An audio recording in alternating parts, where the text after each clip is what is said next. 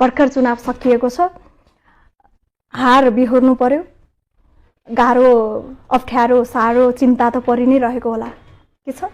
छैन, मैले हारभन्दा माथि जितकै अनुभूत गरेको छु। किनभने जित विभिन्न किसिमका हुन्छन्। संख्यात्मक जित हुन सक्छ, गुणात्मक जित हुन सक्छ, सिकाइको जित हुन सक्छ। सिकाइको जित हुन सक्छ। मसँग मानव पुँजीहरू, खास गरी काठमाडौँ क्षेत्र नम्बर 1 को चारवटा वडामा रहेका विभिन्न टोल सुधार समिति, आमा समूह, त्यसपछि विभिन्न प्रतिष्ठानहरू, एकता समाजहरू, यी आज मेरा पुँजी बनेका छन्।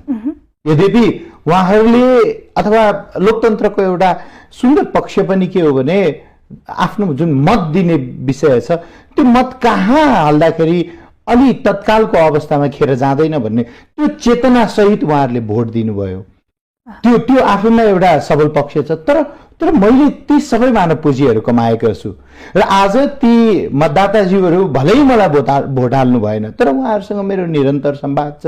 हामी चिन्ता र चिन्तन लिइरहेका छौँ र भोलि कसरी एकदमै सक्षम प्रतिपक्ष बनेर खरो रूपमा उत्रिने हामी चिन्तित र त्यस विषयमा हामी चिन्तन लिएर बसेका छौँ। त्यसैले त्यो 11 मत, त्यो 10 मत भनौँ न, त्यो 10 मत मलाई मेरो एजेन्डालाई पूर्ण विश्वास गर्नुभयो भने सँगसँगै मलाई ब्याकिङ गरेर दिनुभएको विश्वास, जनविश्वास ठुलो छ।